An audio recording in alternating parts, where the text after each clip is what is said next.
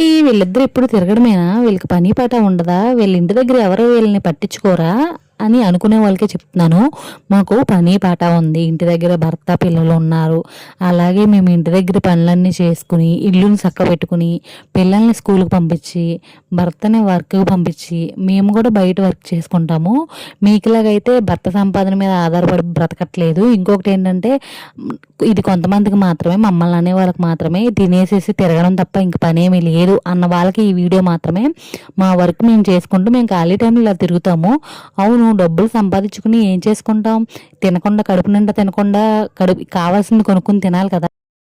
మా అక్క, నేను అయితే ఎవరి గురించి అయితే పట్టించుకోము. మా లైఫ్ ఏదో మేము చూసుకుంటాం. అలాగే ఎవరి జోళ్ళు కూడా మేము తీయట్లేదు కదా! మా వీడియోస్ ఏదో మేము చేసుకుంటూ, మా పని ఏదో మేము చేసుకుంటూ, మా తిండి ఏదో మేము తింటున్నాము. మీ డబ్బులతో మేమేం తినట్లేదు కదా! అలాగని చెప్పి భర్త సంపాదించింది కూడా మేము వేస్ట్ చేయట్లేదు కదా!